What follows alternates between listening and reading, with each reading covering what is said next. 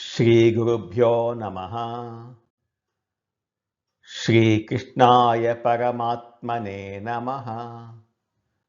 భగవద్గీత విశ్వరూప సందర్శన యోగంలో ఈరోజు మనం 34, 35 శ్లోకాలను తెలుసుకుందాము.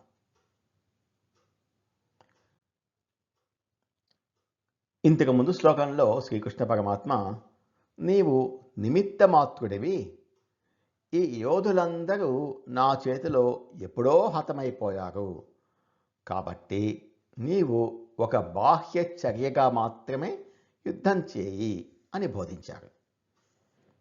ఇంతకుముందు 33వ శ్లోకంలో శత్రువులందరూ నా చేత ముందే చంపబడ్డారు అని చెప్పిన శ్రీకృష్ణుడు ఈ శ్లోకంలో అర్జునుడికి భయం కలిగించే ప్రధాన వీరుల పేర్లను ప్రత్యేకంగా ప్రస్తావిస్తూ విజయం తథ్యం అని భరోసా ఇస్తున్నాడు.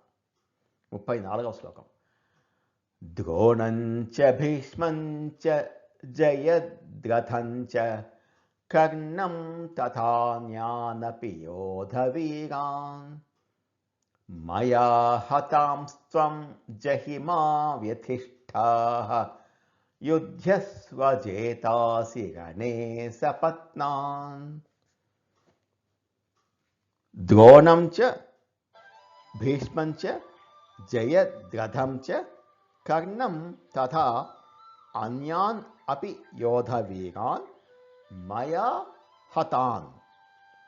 నా చేత చంపబడిన ద్రోణుడు, భీష్ముడు, జయద్రథుడు, కర్ణుడు, అలాగే యుద్ధ వీరులను, అర్జునుడు ఎవరిని చూసి వెనకడుగు వేస్తున్నాడో వారి పేర్లను కృష్ణుడు చెప్తున్నాడు. ఎవరు ధనస్సు పట్టుకుంటే ఇక ఎదుట ఎవరూ నిలవలేరో, ధనుర్బాణాలు కింద పెడితే ఎవరైనా కొట్టగలరు, కానీ ధనుర్బాణాలు చేతిలో ఉంటే అతడిని ఎవరూ కొట్టలేరు. అలాంటి నీ గురువైన ద్రోణుడు, ఇచ్ఛామరణం స్వచ్ఛంద మరణాన్ని వరంగా కలిగిన ద్వంద్వ యుద్ధంలో పరశురాముడి చేత కూడా ఓడిపోనివాడు అలాంటి భీష్ముడు, నాన్న తపస్సు వల్ల అతడిని ఎవరూ చంపలేరు, ఒకవేళ చంపితే చంపిన వాడి తల 1000 చెక్కలు అవుతుంది అని వరం పొందిన జయద్రథుడు, అనేక మంది చేత వరములు పొంది నిన్ను చంపుతాను అని ప్రతిజ్ఞ పట్టిన కర్ణుడు, వీరందరూ మహావీరులు, వీరిని జయించడం సాధ్యమేనా అని అర్జునుడికి అనుమానం ఉంది. అయితే కృష్ణుడు, వీరు ఎంత గొప్పవారైనా సరే నా కాలస్వరూపంలో వీరు ఇప్పటికే మరణించారు అని చెప్తున్నారు. త్వం జహిమా వ్యతిష్ఠాః, వీరిని నీవు వధింపుము, భయపడకు. యుధ్యస్వ జేతాసి రణే సపత్నాన్, యుద్ధమునందు శత్రు వీరులను తప్పక జయించగలవు, కాబట్టి యుధ్యస్వ, యుద్ధము చేయము. వీరిని చంపితే పాపం నాకు చుట్టుకుంటుందా, వీరిని నేను గెలవగలనా అనే ఆందోళన వద్దు. దైవ నిర్ణయం ప్రకారం జరగాల్సింది జరుగుతుంది, కాబట్టి మనసులో ఎలాంటి భయాలు లేకుండా ఉండమని చెప్తున్నాడు పరమాత్మ. మా వ్యతిష్ఠాః, భయమొద్దు, నువ్వు యుద్ధం చెయ్యి, శత్రువులందరినీ నీవు జయిస్తావు అని భవిష్యత్తును కళ్ళకు కట్టినట్లు చెప్తున్నాడు. ఫలితం గురించి సందేహం లేకుండా కర్మ చేయమని దీని అర్థం. దైవ అనుగ్రహం ఉంటే, మన ధర్మం మనం నిర్వర్తిస్తే విజయం మనకు లభిస్తుంది అని ఈ శ్లోకం యొక్క సందేశం. భగవంతుడు కష్టాన్ని సృష్టించినప్పుడే దానికి పరిష్కారాన్ని కూడా నిర్ణయించి ఉంటాడు. మనం కేవలం ప్రయత్నం చేయాలి అంతే.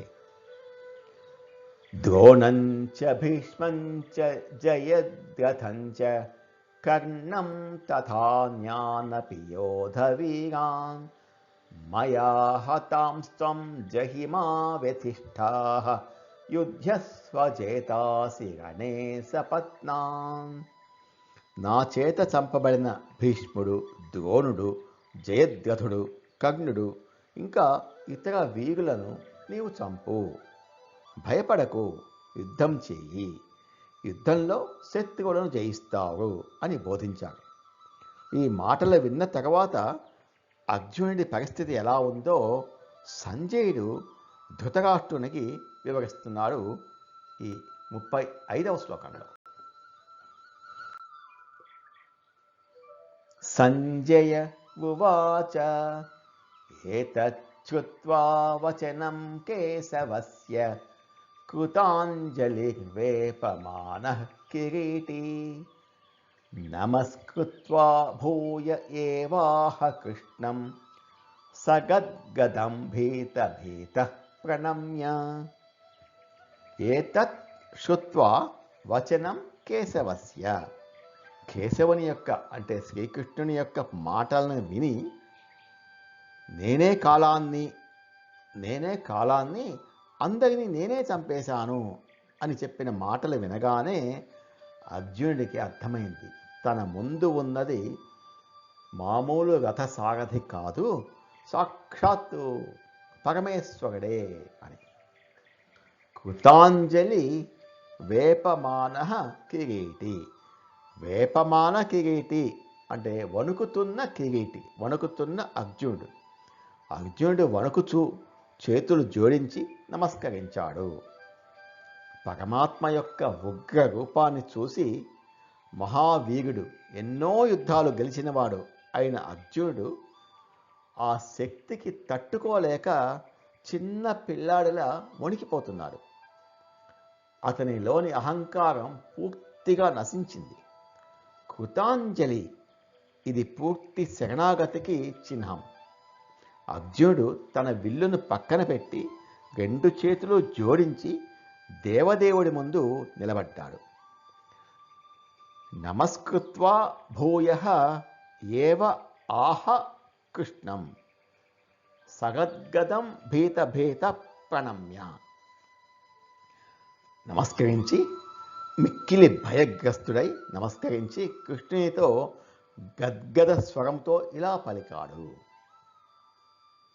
అతని గొంతు వణుకుతోంది. ఇది కేవలం భయం వల్ల వచ్చిన వణుకు మాత్రమే కాదు, అపారమైన భక్తి వల్ల కూడా వణుకు వస్తుంది. మనిషికి భయం మరియు భక్తి రెండు ఒకేసారి కలిగినప్పుడు మాట సరిగ్గా రాదు. హర్షాతిరేకం వల్ల కళ్ళల్లోంచి నీరు వచ్చినప్పుడు కంఠం అవరోధం కలుగుతుంది. దాన్ని గద్గదం అంటారు. అర్జునుడు ఒక్కసారి కాదు, భయంతో పదే మోకగలుగుతున్నాడు. భీత ప్రణమ్య. సంజయుడు, అంతటి మహావీరుడైన అర్జునుడు వణికిపోతున్నాడు. నీ కొడుకులు ఆ కృష్ణుడిని లేదా అతడి రక్షణలో ఉన్న పాండవులను ఎలా గెలవగలరు? ఇప్పటికైనా యుద్ధం ఆపించు అని పరోక్షంగా ధృతరాష్ట్రుడిని హెచ్చరించాడు.